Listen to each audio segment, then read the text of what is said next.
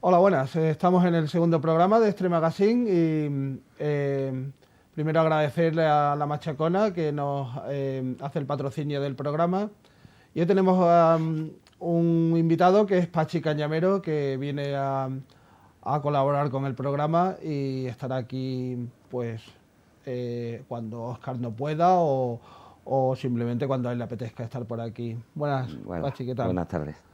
Buenas noches. ¿Cómo te encuentras? Bien, bien. Siempre he metido en el jaleo este de la música y me encanta que me hayas ofrecido la oportunidad de colaborar con vosotros y eso intentaré, ir trayendo pues información sobre grupos, sobre todo de aquí de la zona, incluso de Extremadura, incluso alguno de fuera que venga y haya posibilidad de incluirlos y nada, a colaborar y a echar una mano en lo que haga falta. La música del pueblo.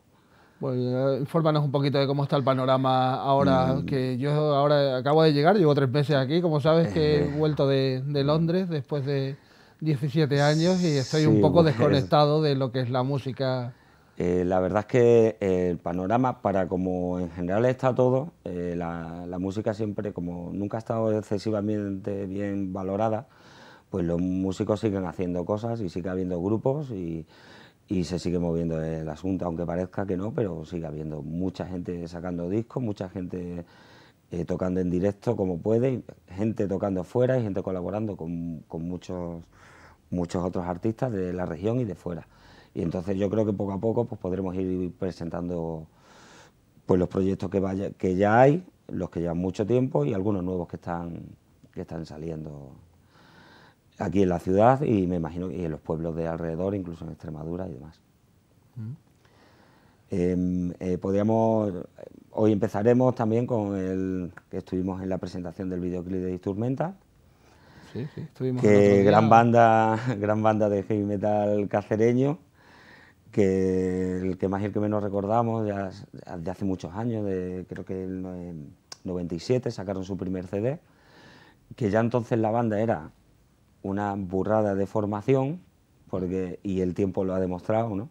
Sí. Estaba desde Joaquín Palica la batería, Rubén Rubio, Epi y Manu Herrera, o sea, la banda era inmejorable entonces. Y Pedro Barrantes, por supuesto. Y Pedro Barrantes, que es el idealista y director de la banda, ¿no? Yo a Pedro siempre yo siempre he dicho de Pedro que si pudiese hacer todo lo que tiene en la cabeza con las manos, sería el monstruo más monstruo de los monstruos, sí. Porque es increíble cómo compone y la capacidad que siempre ha tenido, ¿no?, para hacer música, ¿no? Porque es un tío... La verdad, siempre muy puesto, ¿no? Yo lo sé porque, afortunadamente, ya hace unos añitos, cuando yo empecé, de hecho, la primera banda que yo monté fue con él y con otras personas, con Roberto y con Luis y tal, Arcángel, y ya venían de otros grupos, de Alien y otros grupos anteriores, y ya fue un placer estar con él y participar en concursos, grabamos y todo esto hablando de los 80, 88, 89... que ya veremos, incluso tenemos grabaciones de entonces y las veremos aquí, me imagino. Bueno, por supuesto. Creo recordar del 88 tengo una grabación de Arcángel en la Plaza de Toros. Ah, y sí, de unas jornadas, sí, y de unas jornadas de Luso extremeñas que hubo, de grupos extremeños y grupos de aquí, y coincidió que lo tenemos, creo que está grabado, y bueno, podremos ir tirando de todas esas cosas. Okay. Y creo que de hecho se cumplen, creo que 25 años de eso ahora, en este año, o sea que bueno, podremos hacerlo en plan homenaje y tal. Nos estamos haciendo viejos, parece. Sí, más que viejos, mayores.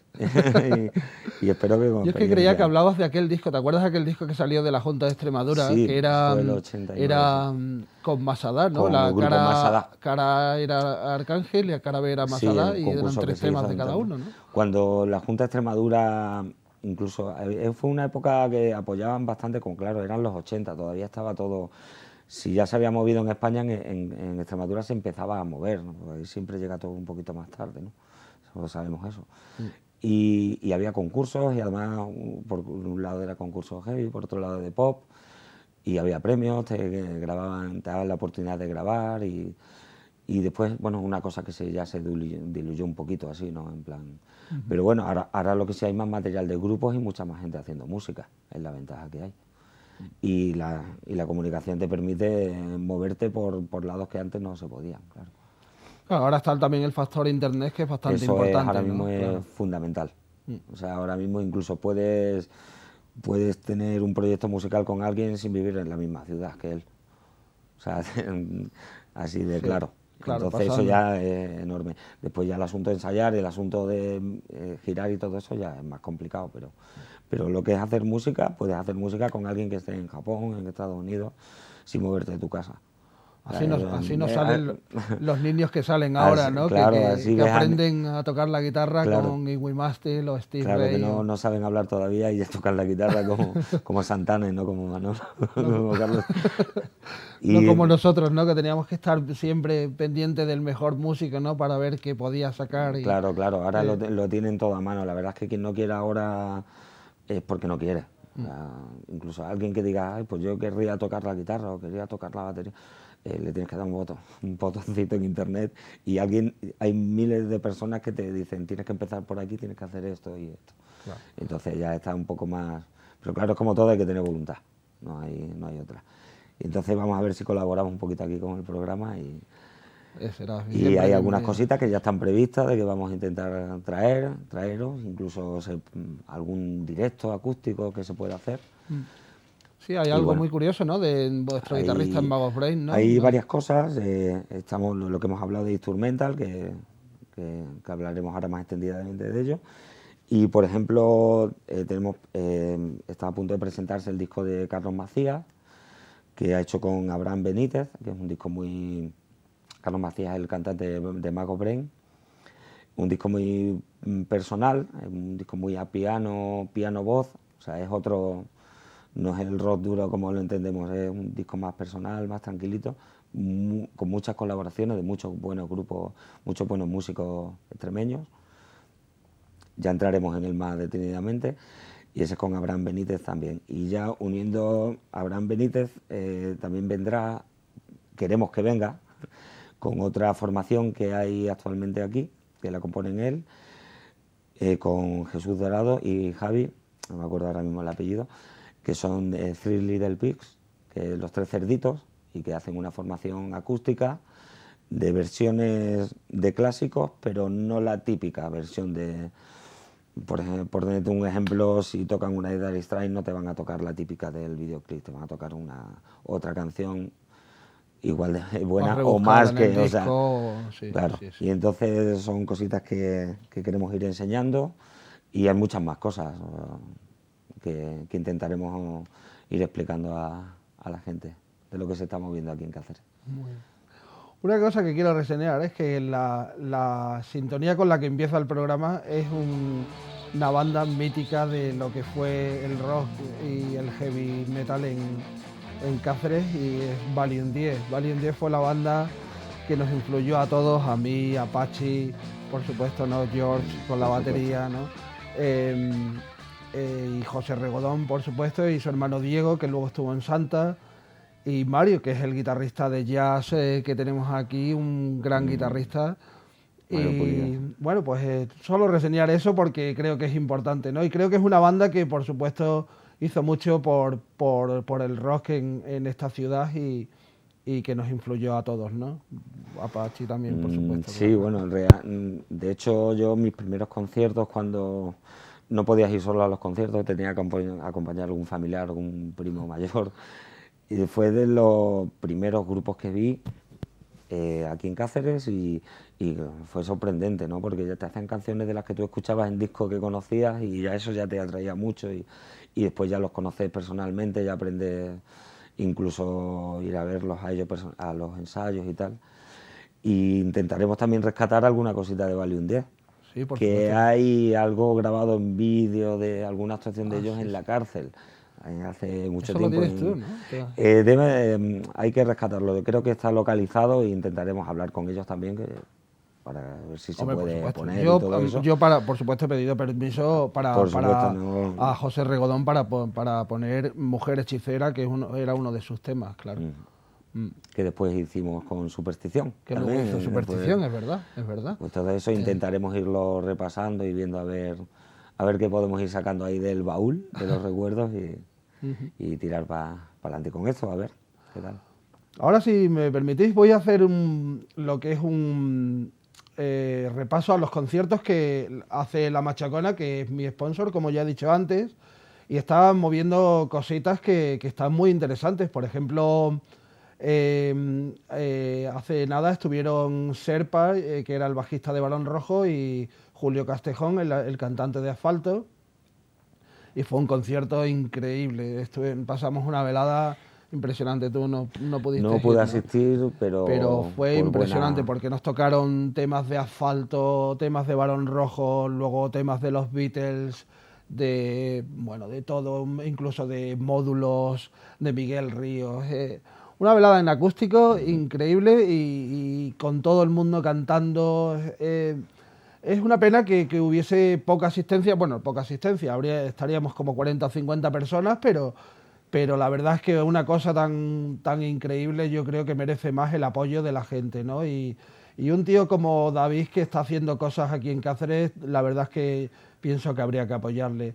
De hecho, ahora trae a una banda de las míticas también españolas, que también a ti te gustará mucho, supongo, New, ¿no? A José Carlos Molina, un gran músico de toda la vida, ¿no? Con su flauta, que siempre ha sido de nuestra admiración, ¿no? Por la cantidad de músicos que llevó siempre, ¿no? Y buenos músicos.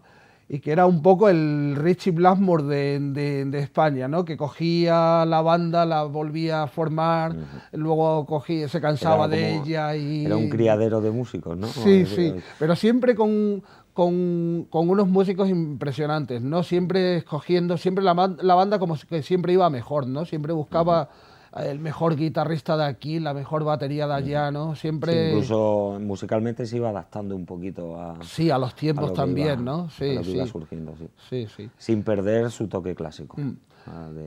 Sí. Bueno, pues decir eso, que el New, el 9 de marzo en La Machacona, y nada, que os esperamos allí porque está claro que va a ser un concierto increíble. Luego, el día 16 de marzo tiene a Los Inlavables, al grupo de Badajoz, que llevan también sus añitos ya, ¿no? Llevan 200 años ya sí, ¿no? dando guerra y muy bien dada, además, sí, ¿no? muy bien. Es de los grupos que se separarán cuando se mueran y ya está, y debe ser así, con los Rolling, ¿no? ¿Cuántos años pueden llevar esta gente? No sé, ¿no? Yo recuerdo Inlavables de estar ya cuando yo empecé, o sea, tienen que llevar fácil 25 años. Yo creo, a lo mismo exagero un poquito, pero yo creo que sí. Otro grupo que algún día a ver si podemos contactar con ellos y también poder traerles aquí también por eso, la longevidad que tiene, ¿no? Y no solo por eso, porque también es una gran banda de rock and roll, ¿no? Sí, siempre han tenido una calidad, como yo digo, es un negro metido en el cuerpo de un blanco, ¿no? Es Gene, ¿no? Es la voz de aquí, algo de así como Glenn ¿no? Hughes, ¿no? Ahí el bajista de Deep Purple, exactamente, ¿no? eso. Sí. Y muy versátil, además, ¿no? O sea, Luego también el 16 de marzo trae El Chico. El Chico es una banda que hace versiones de Triana, que yo se la recomiendo a todo el mundo. Es impresionante, impresionante. Al que le guste Triana, es una banda que hace los temas muy bien hechos, con un cantante impresionante que viene de la escuela del flamenco, que su padre fue cantador de flamenco. Y bueno, también está Fran a la guitarra, también viejo conocido del rock aquí en Cáceres. Está Luisma al bajo, que era bajista de Superstición contigo. Luego está Willy a los teclados, impresionante también con los teclados. Y luego el batería, no me acuerdo del nombre del batería, pero también es un batería muy bueno, con un buen toque de batería. Y la verdad es que se lo recomiendo a todo el mundo, el chico de Triana. Esto estaba para el 29 de marzo, pero me decía David el otro día que podía cambiar la fecha. De todas formas, si lo quedamos como el 29 de marzo y si hay algún cambio, pues ya me informará David y os lo comunicaré. Y luego el 30 de marzo también viene un grupo de blues de Madrid que se llama Travesía. De este grupo no os puedo decir mucho porque la verdad es que no sé ni componentes ni nada, pero bueno, también supongo que David me irá informando poco a poco. Café Teatro La Machacona. Música en directo todas las semanas. Plaza Mayor, Cáceres.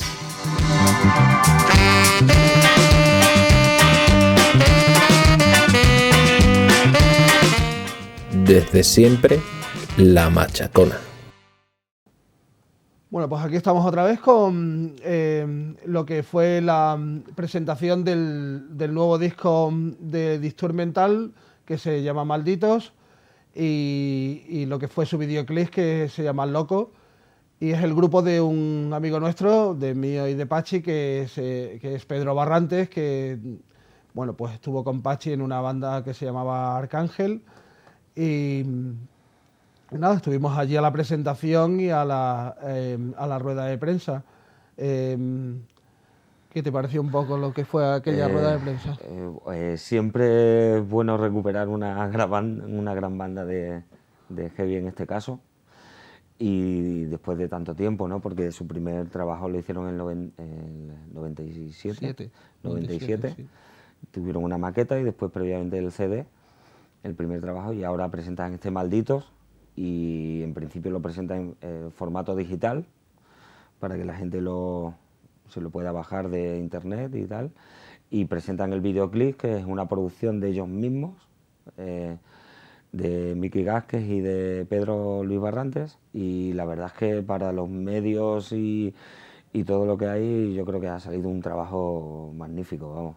Y además el apoyo de los músicos, aunque de momento sea para el vídeo, y esperemos que en un futuro sea para directo, de músicos de Disturmental, creo que es una mezcla así bastante curiosa y expectante, ¿no? Hace un poco de expectación. De momento tenemos el avance del videoclip, y creo que es un buen trabajo y que va a gustar, y que no se van a poder quedar en solo hacer videoclip. Yo creo que tampoco, porque la gente enseguida va a pedirles que salgan al directo. Claro, lo que pasa es que ahora Pedro dice que él no quiere salir, que él se queda solo como... Él básicamente como ideólogo, ¿no? Como explica en la rueda de prensa, pues es el ideólogo, es el que compone prácticamente todos los temas, casi todas las letras, ya con la colaboración de Miki, que es el nuevo cantante, pero básicamente la idea y todo es de él. Lo único que es una curiosa forma de trabajar, que él lo hace, pero él, el directo, si llega a tener que montar este proyecto en directo, ya tiene más o menos hablado la banda, pero él es curioso, pero él no quiere ir de músico de directo, simplemente quiere su trabajo, lo que tiene él en su mente y en su cabeza, sacarlo. Pero bueno, me parece una forma tan legal y tan buena como otra cualquiera, vamos. De hecho, la mayoría de los grandes intérpretes de cualquier tipo de canción, en el rock normalmente casi que todo el mundo compone lo suyo, pero los grandes intérpretes, yo qué sé, desde Joe Cocker, Tina Turner, cualquiera, le hacen la música, o sea... Sí. Todo lo que vemos en televisión constantemente, la mayoría de la gente no compone esa música, hay gente que la hace. Entonces en este caso es una cosa similar, pero bueno, en el ámbito del heavy. Pero yo creo que el videoclip es algo, para los medios con los que está hecho, espectacular, vamos, simplemente. Sí, de hecho en el videoclip la banda que lleva está Óscar Trigoso en la batería, ¿no? Está Dave Lerman es el otro guitarrista, y ¿cómo se llama el otro guitarrista de Dimensión? No me acuerdo yo tampoco. No recuerdo bien, creo que era Antonio, ¿no? Sí, Antonio. Sí, y después Manolo Creuet en el bajo. Al bajo. Y esperemos que si esto tira para adelante en directo, que incluso sea esa banda, ¿no? Porque la calidad le sobra para hacer este tipo de música. Luego está Miki, el cantante, que Miki Gasker es el caso curioso porque sí, no viene del heavy, ni siquiera del rock duro, tal, pero si tienes voz, tienes voz. Sí, o sea, sí, por supuesto. Es una especie y de... si te gusta la música, realmente, oye, ¿por qué no vas a cantar esto si puedes? Una especie de un Graham Bonnet Claro, a la cacereña, ¿no? ¿Te acuerdas es que curioso, Richie la Blackmore gente cogió que lo conocemos, los proyectos anteriores de él, Esperando a Christine. Esperando a Christine. Claro, dicen, no puede ser, ¿no? Pero sí, ahí está, y le ha echado lo que tiene que echarle, aparte de la voz, y bien, yo creo que es hasta curioso de... Sí, porque yo creo que para una banda de heavy metal, creo que el cantante necesita tener un poco de agallas y un poco de... ¿no? Porque sí. necesita esa dureza de lo que es el rock duro y el heavy, ¿no? Claro, ahí no hay un... Bueno, va, sí, con que sepas cantar un poquito, no. En heavy metal o lo tienes o no. Con poquito no puedes tirar, no. A no ser que sea el Lemmy y tengas la voz de Lemmy, pero eso solo hay uno. Bueno, pues sin más vamos a pasar directamente a lo que fue esa presentación ante la prensa, porque fue una rueda de prensa para todos los ámbitos, televisión, radio y demás, y se hizo en la Filmoteca de Extremadura. Y la verdad es que es un sitio estupendo porque está muy bien preparado y está a disposición de todo aquel que quiera presentar algo de calidad y algo que se pueda exponer en un sitio así, ¿no? Y creo que les quedó bastante bien y ahí está, a ver qué tal sale el proyecto para adelante.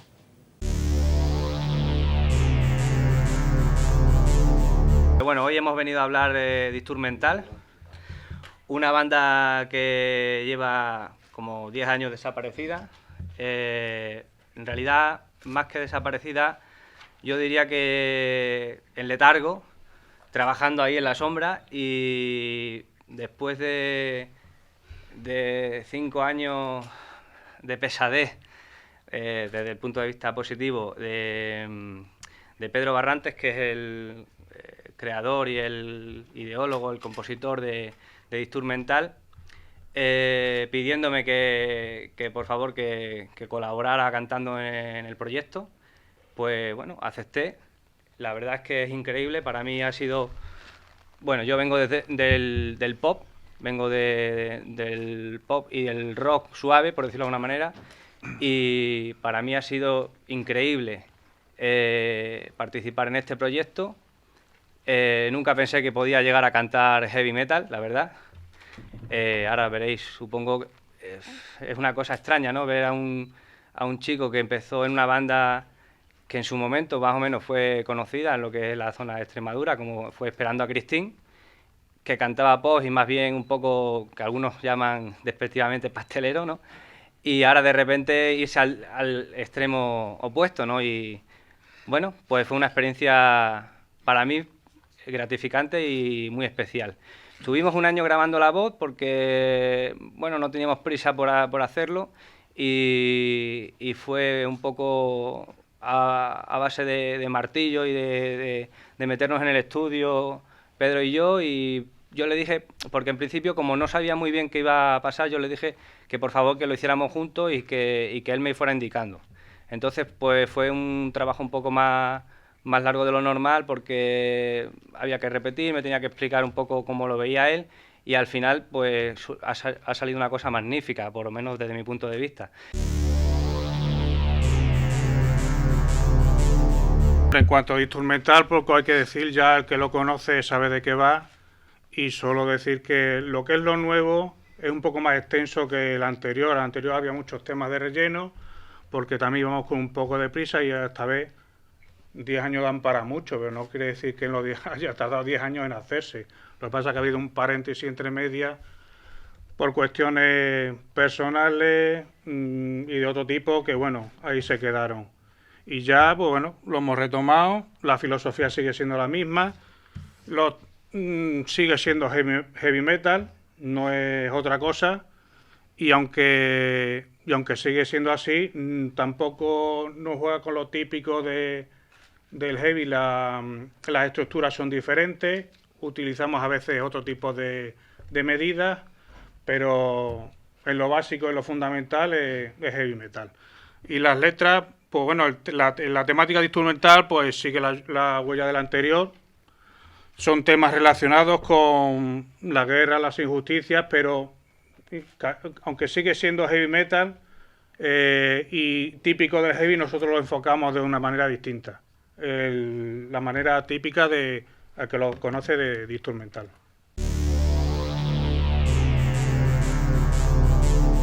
La banda empezó ya fruto de la separación de otras más antiguas, que poco a poco pues cada uno va tomando su forma y a lo mejor pues descarta otro tipo dentro del género, otro tipo, y entonces bueno, al final se formó de instrumental después de, por ejemplo, que está Apache aquí presente en el grupo Arcángel, que ganamos algún que otro premio en su época, hicimos bastantes galas, igual que de instrumental, pero bueno, de instrumental iba endureciéndose un poco más.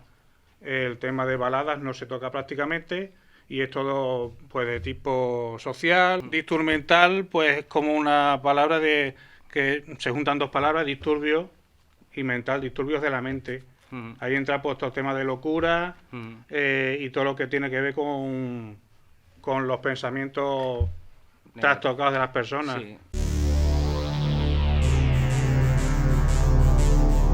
Yo quería aclarar algo porque hay gente que puede escuchar la música instrumental y a mí me ocurrió un poco al principio, ¿no? Por eso, como lo veo desde fuera, lo quiero decir para aclararlo. Que la música puede parecer en un momento dado apología de algo violento, apología de por ejemplo, hay una canción que habla sobre los nacionalismos, pues si la escuchas puede parecer apología del nacionalismo o apología de otro tipo de cosas, y es totalmente lo contrario. O sea, la filosofía, como ha dicho antes Pedro, de instrumental, es un poco, por decirlo de alguna manera, llamar la atención o poner la atención en cosas que están pasando que no deben de pasar, ¿no? Entonces, realmente se trata de alguna manera de denunciar lo que ocurre y a través del heavy, que es una música pues y yo pienso que el mundo heavy, los heavy metal, son mucho más inteligentes de lo que luego los pintan y todo esto, pues con la sonrisa y con un poco el trasfondo de la sangre, del heavy, del rock y del tipo duro y todo esto, además que es un ambiente que ayuda mucho a explicar qué es lo que pasa con este tipo de personas. Por eso lo de instrumental, como decía Pedro, y por ejemplo hay otra canción que compuso Pedro que habla sobre la violación, pero desde el punto de vista del violador. Entonces una cosa que el que lo escuche diga, pero por favor, ¿esto qué es? Entonces, pero es también para denunciar un poco este tipo de situaciones y qué ocurre en las mentes de estas personas. Entonces, para mí, y yo lo puedo decir porque yo no soy Pedro, es un genio de la música. No solamente sí, lo es. No solamente compone una música que es genial, sino que además encima la utiliza para hacer, digamos, el bien, aunque es un ser maligno. Sí. Aunque es un ser maligno, pero lo utiliza para hacer el bien.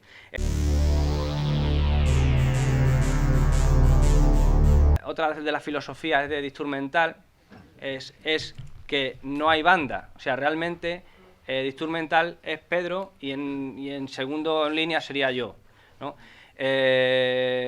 A partir de ahí se generan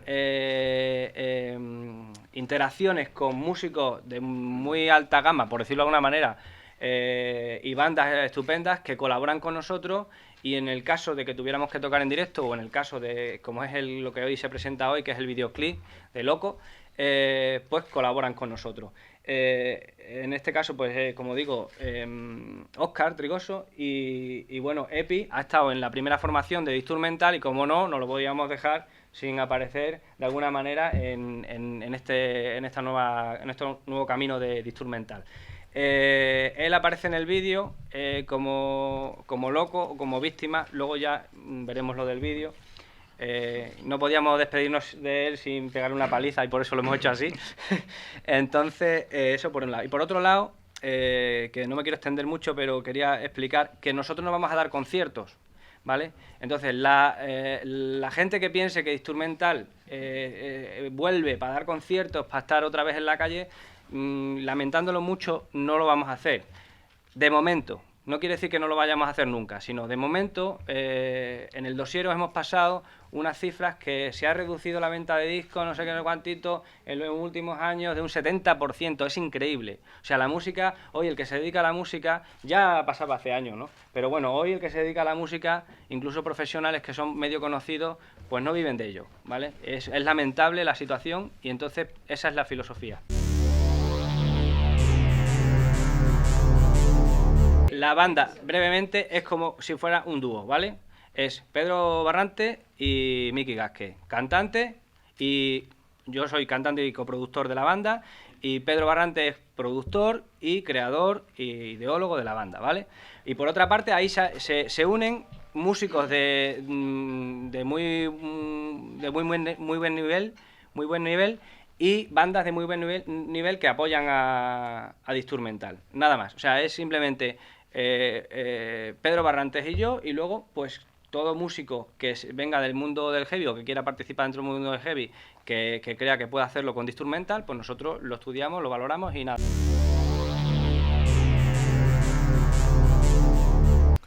Nada, decir que como componente de Dimension para nosotros ha sido un honor que pues, Miki y Pedro nos llamasen para participar en este proyecto, que es una banda de instrumental que ha sido referencia en el panorama metalero extremeño desde que éramos todos bien chicos, ¿no? Allá por los años 90. Y para nosotros, como digo, es un honor participar en él, que estamos pues, dispuestos a lo que nos pidan, porque directa o indirectamente nos han influido mucho y nos han ayudado mucho a ser lo que somos hoy día como banda en Dimension. Y bueno, en este caso hemos colaborado con el videoclip, pero bueno, si surgiesen oportunidad de actuar en directo, tanto en salas como en festivales, pues estaríamos también dispuestos a participar en ello. O sea que para nosotros, como digo, un honor.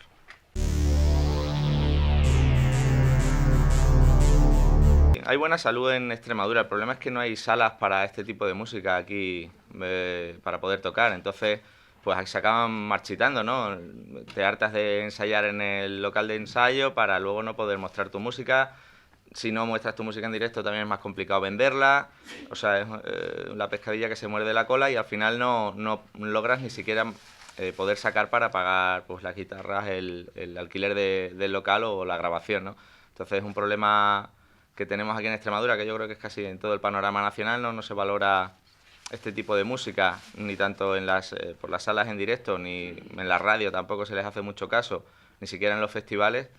Y yo creo que dentro de este estilo, que siempre ha sido una corriente musical que tiene adeptos muy fieles, no se les ha hecho el caso que se le ha hecho a lo mejor a otros estilos. En ese caso yo creo que deberíamos empujar todos un poco para que esto cambiase, porque sí hay bandas que han salido fuera y han funcionado, como en los años 80 fue Barón Rojo, en los años 90 Sober, Mago de Oz, están funcionando muy bien fuera, pero aquí en España lo tienen muy complicado. Yo aprovechando la última intervención de aquí mi querido primo, yo Jesús, Epi Figueroa.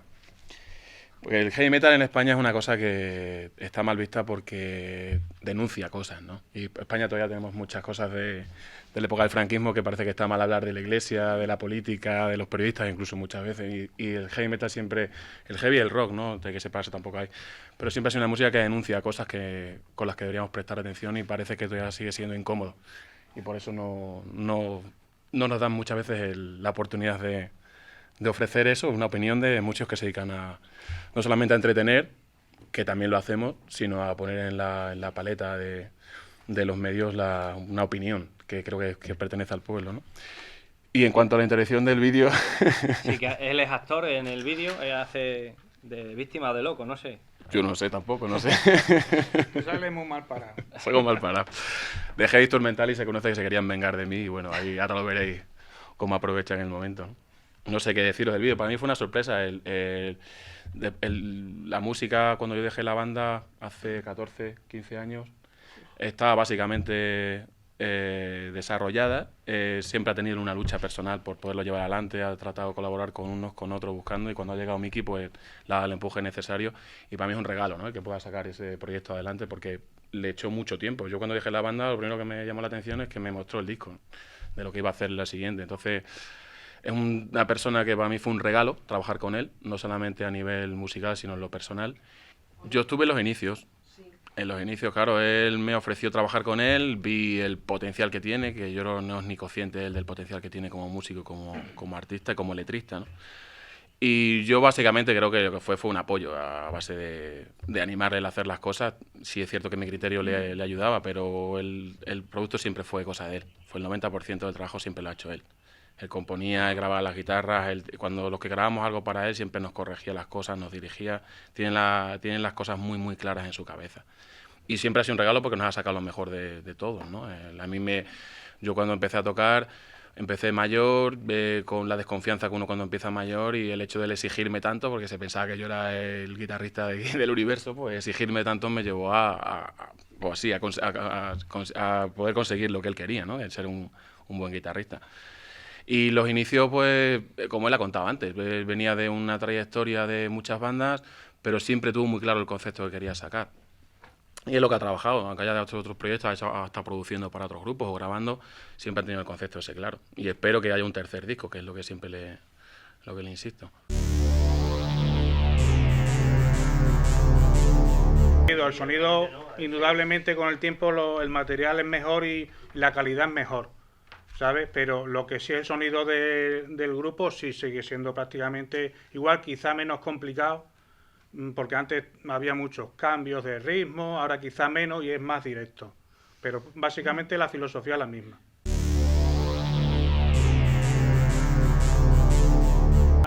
Yo mezclo la política con la guerra, con el satanismo, con la religión. Lo mezclo todo con las mentes, con, no sé, un asesino en serie. Mezclo todo un poco. Lo que pasa es que siempre tiene una coherencia, no es decir cosas a lo loco, sino que cuentan historias, unas son de tipo social, pero otras son más bien como historietas sencillas o historietas o cuentos, hay de todo.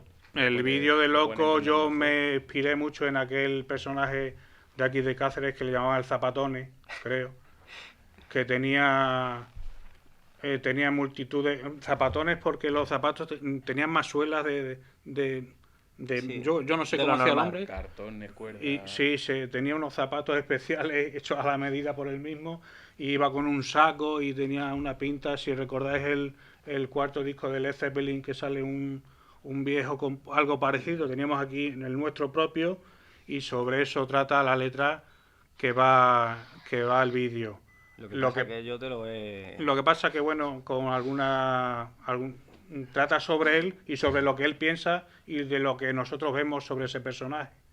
Que al final no se sabe si el loco es él o somos nosotros.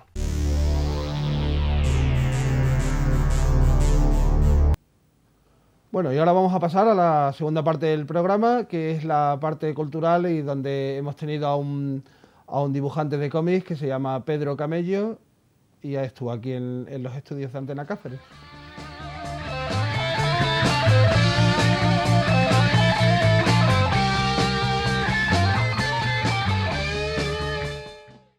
Hola, buenas tardes. ¿Qué tal? Buenas tardes. Bueno, pues háblanos un poquito de quién es Pedro Camello. Pues Pedro Camello es un vulgar pintamona, digamos. Soy dibujante, empecé ya hace bastante tiempo en el mundo de la animación, y luego pasé al cómic, la ilustración, en fin, todo lo que, digamos, se puede hacer con dibujitos, pues ahí he estado yo tocando un poquito el tema, hasta ahora. Muy bien. A ver, sabemos que en 1997 comienzas a trabajar como animador en televisión y cine, ¿no? Y haces cosas en nuestro país y también en el extranjero, ¿no? Háblanos un poquito sobre esto. Me formé en el 97 a través de unos cursos, porque vino una productora del País Vasco aquí a Cáceres, se asentó por aquí, bueno, y buscaba dibujantes para sacar adelante una producción, y como yo siempre me gustó el tema del dibujo, pues me apunté. Hice el curso, cogí cierto nivel Y empecé a participar en una producción que ellos tenían, que se llamaba ¿Qué vecinos tan animales? Y que cuando ya se terminó, se estrenó y tal, esa película iba a ganar un Goya a la mejor película de animación. Y bueno, pues decidimos los demás compañeros y yo montarnos un poquito por nuestra cuenta. Hicimos un estudio que nos dedicábamos a dar servicios de animación a diferentes productoras y en general para series de televisión aquí en España y para películas, y algunas cosas hicimos para el mercado extranjero, en concreto para Canadá hicimos alguna cosa, para Francia, incluso desplazándonos, estuvimos una temporada trabajando en Lisboa para una productora belga y bueno, estuvimos bastantes años dedicados a ello, hasta que se acabó aquella aventura y bueno, cada uno tiró por su lado. Bueno, y ahora debutas en el cómic en el año 2003, ¿no? Con un cómic que se llama My Uncle Jeff, ¿no? Mi tío Jeff. Es la productora es Alternative Comics, Sí. ¿no? Y creo que fue nominada para un premio Eisner, ¿no? Eisner, sí, un premio Eisner. Sí, háblame. aquello fue una historia un poco curiosa, porque yo no había publicado todavía ningún cómic, digamos que era totalmente novato en ese sector. En aquellos tiempos estaba yo en una agencia que se dedicaba pues, a dar servicios, también ofrecía dibujantes, ¿no? para cómics, para Estados Unidos, para Francia y tal.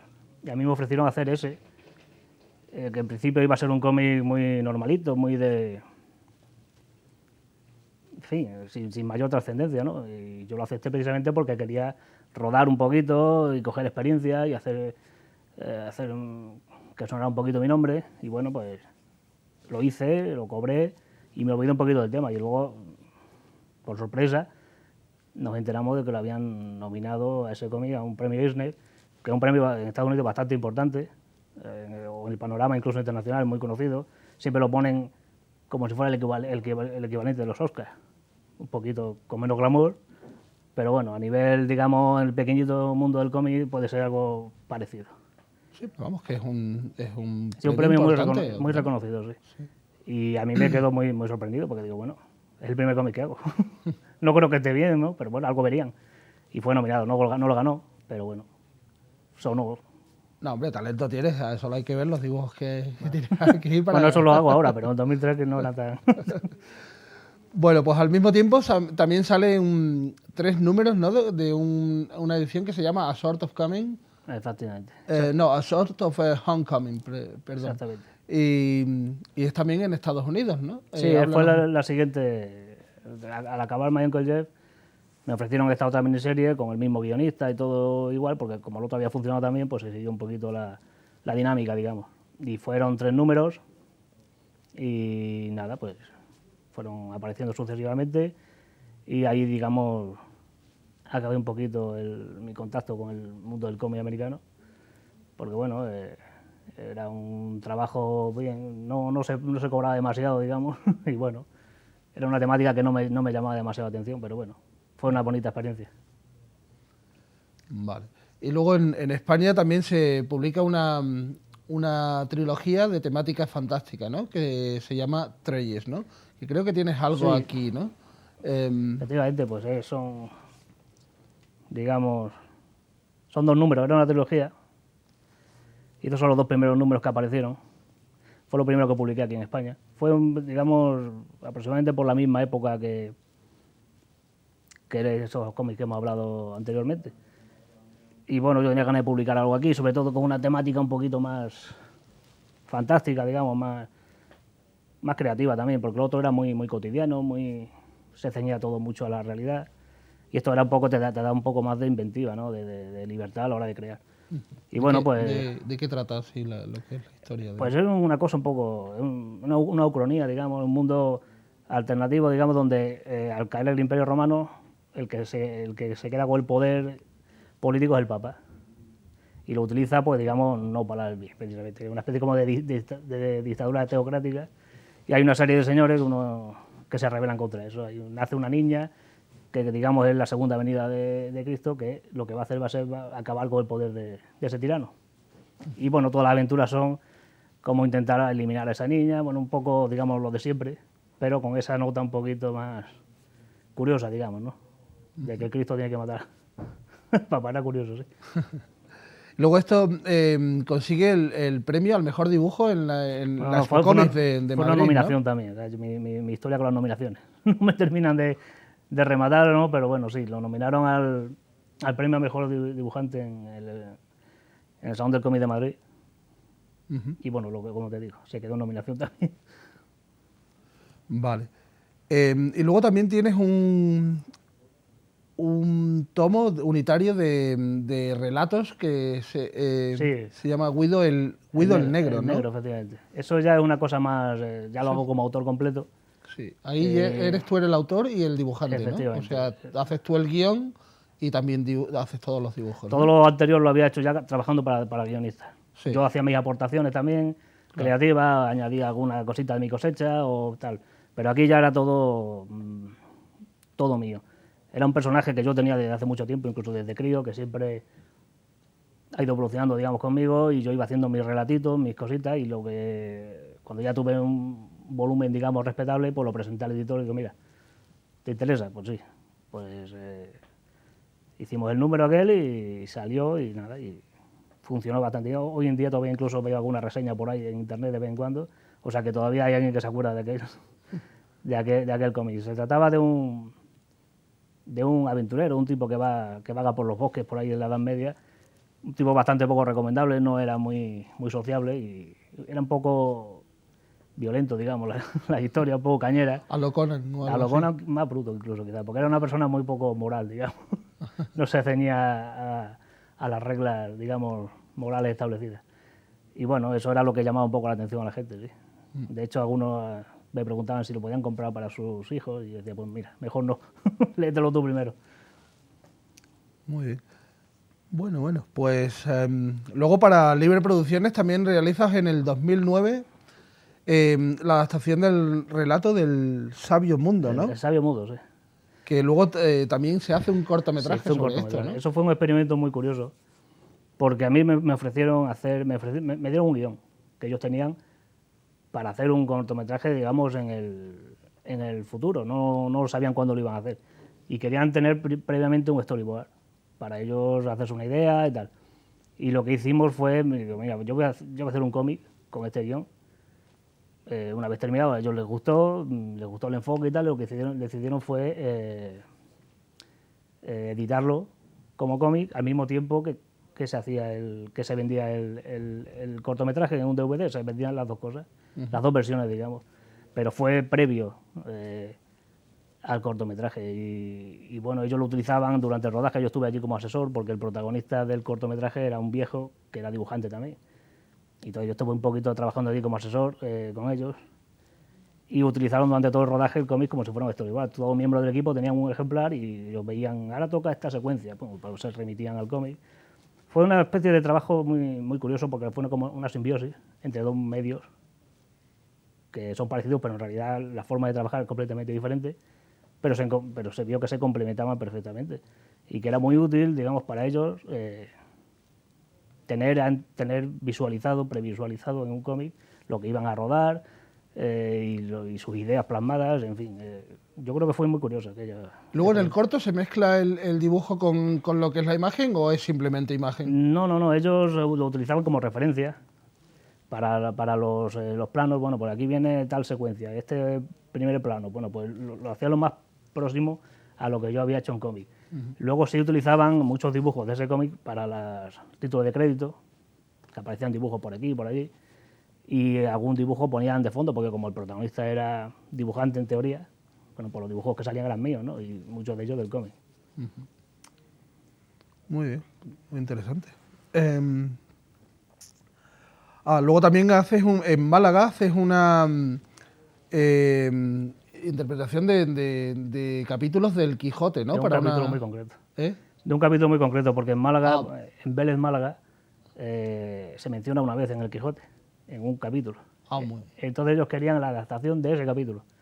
Claro, era para Vélez, Málaga, era para la Diputación de Málaga y para el Ayuntamiento de Málaga. Entonces se trata de esa historia que se llama El cautivo, que es una especie de novelita aparte, que está incluida dentro del Quijote, en la que un cautivo les cuenta cómo se escapó de prisión en Argel y toda aquella historia. Y yo tenía que adaptar todo aquello para luego que al final llegaran a ver en Málaga, que es donde llegan, y se vea un poquito el pueblo por acá y por allá.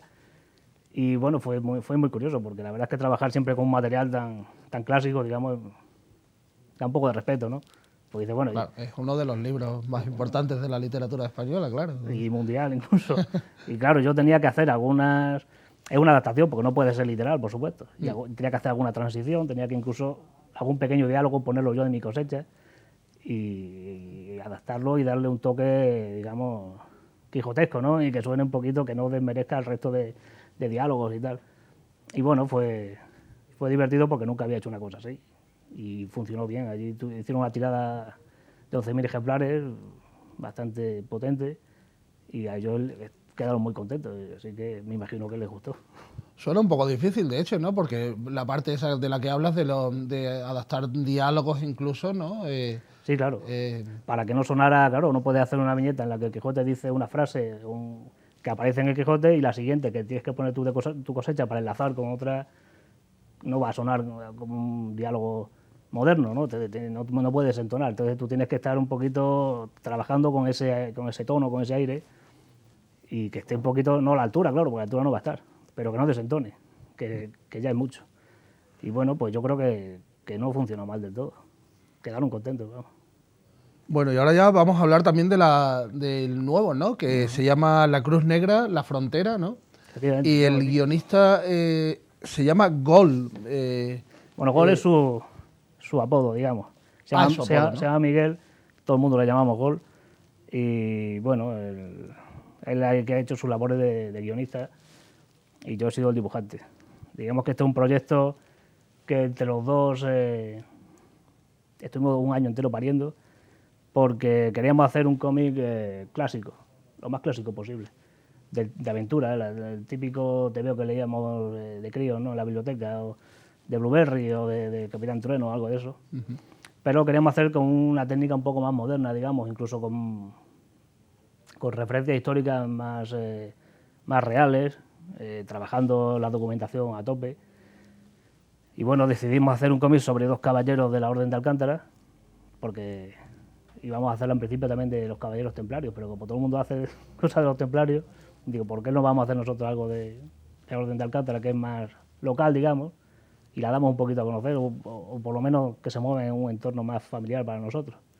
Y bueno, pues así lo hicimos, y las aventuras transcurren aquí en Extremadura, en la Edad Media, en 1230, y se trata un poquito de reflejar pues cómo era la vida en la frontera, porque en esa época concretamente en este territorio confluían, digamos, el reino de Portugal, de León, de Castilla y todo el mundo musulmán por el sur. O sea, allí confluían 4 fronteras. Y era un mundo, digamos, donde se iba y se venía y donde asentarse, porque aquí sale una familia, digamos, de campesinos que se asientan y que, claro, pagan las consecuencias, porque entre idas y venidas de uno y de otro se lo llevaban por delante de los pobres. Entonces queríamos reflejar un poquito lo complicado que debió ser ese mundo y esa época. Siempre hablamos del oeste americano como la frontera salvaje y tal, y resulta que aquí en esa época pues, se vivió algo parecido, incluso mucho peor, más duro. Y sin embargo la gente pues salía adelante. Lo desconoce un poco también, ¿no? Claro, y efectivamente, si conseguíamos primero entretener con esta historia y luego pues, aportar algún tipo de conseguir que la gente se haga una idea de cómo pudo ser de aquella época, aunque sea a través de nuestra interpretación, claro, que eso también es luego muy personal, pues nos daríamos por satisfechos. Bueno, pues y luego ya pues para terminar, que también has realizado trabajos de diseño e ilustración para páginas web, ¿no? Y incluso algún programa de televisión, puede ser, ¿no? Sí, he hecho alguna careta de animación, una cortinilla de animación para programas como El Lince con Botas, por ejemplo, que se emite en Canal Extremadura. He hecho ilustraciones para libros, he hecho storyboards para algún cortometraje, en fin, prácticamente cualquier cosa que sea dibujar o incluso narrar mediante dibujos, que creo yo que es más mi punto fuerte, más que incluso el dibujo. Pues he aprovechado todo. Y mucho diseño para internet, hice alguna cosa para el programa Linux, algún diseñito para salvapantallas, en fin, de todo un poco. cualquier cosa remunerada, digamos. Y por supuesto, que no se nos olvide, hiciste lo que fue la carátula de la Crista, ¿no? El bar heavy metal de Cáceres. La Crista, la ya legendaria Crista, sí. Me lo pidió en su día. Ahí sigue, Alberto, luchando. Sí. Con Alberto... los tiempos que corren todavía tiene que ser más difícil de llevar un bar heavy ahora que nunca. Un superviviente. Porque... digamos que es el reducto donde se reúnen los supervivientes, digamos, ¿no? Sí, pues me lo pidieron en su día Óscar, que fue el que abrió aquel bar hace ya, no me acuerdo, 10 años muy tranquilamente. Sí. Y me pidió que le hiciera un dibujito así, pues muy típico, muy heavy, quizá un poquito recordando a Lady de Iron Maiden, ¿no? Claro. Esa idea, y el logotipo y un personaje, ¿no? Y bueno, pues lo hice y tuvo cierta repercusión. Me acuerdo incluso que salió una camiseta de un programa de Canal Plus, un tipo con la camiseta puesta y tal. Sí. Eso le hicieron ponerse la camiseta de la Crista, no se cortaban, salía en todas partes. Yo es que por esa época estaba en Londres, pero sí lo he visto en YouTube o algo así, y creo que le hacen ponerse la camiseta. Algo de eso, sí. Y luego pues he hecho varias versiones, he hecho el mismo personaje pues tocando la guitarra o cosas de esas, y bueno, te acercas al bar y por aquí, por allí, siempre hay alguna referencia. La verdad es que queda muy curioso. Ahora el que le hiciste con la guitarra, se lo han hecho también en escayola, no sé si... han hecho un muñeco allí puesto como de fibra de vidrio o algo de eso, ¿no? Sí. Y tienen otro puesto con la pared que está con los brazos cruzados y tal. Sí, la verdad es que me hace mucha ilusión. ¿Para qué nos vamos a engañar? Sí, hombre, pues porque una cosa toda la vida... también solo ya por el tiempo que tiene, ¿no? Que siga siendo el emblema de un bar de heavy metal, que por supuesto es tu música también, ¿no? Mi música es mi ambiente y sigue siendo mi ambiente.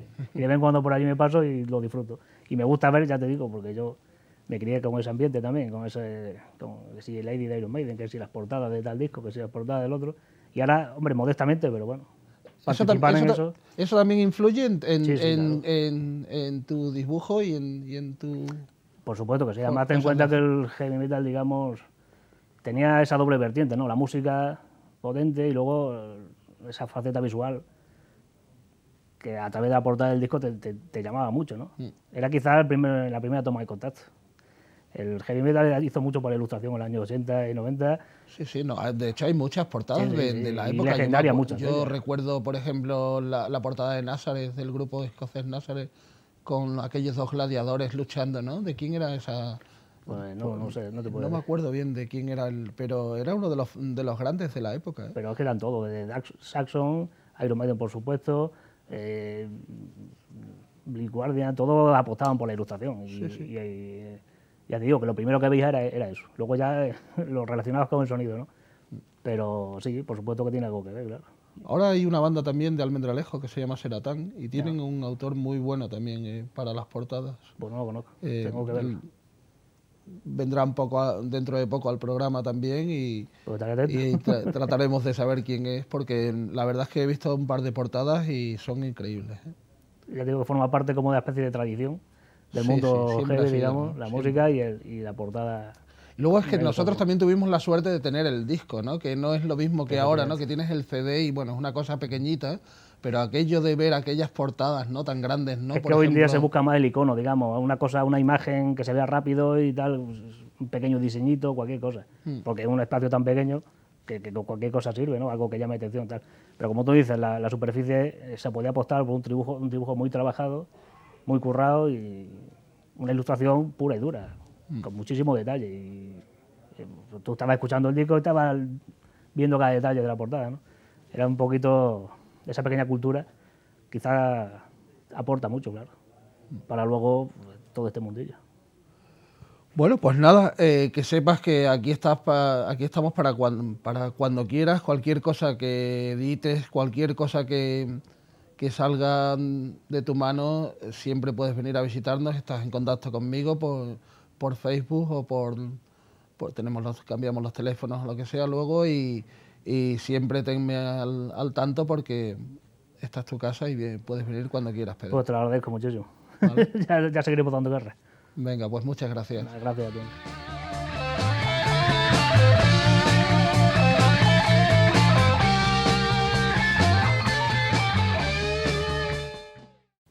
Bueno, pues ya solo queda despedirnos de Pachi Cañamero, que ha estado aquí con nosotros. Muchas gracias, Pachi. Gracias a vosotros. Y nada, ya despedirnos con lo que fue el videoclip de Disturmental que presentaron en la Filmoteca de Extremadura y que se llama Loco.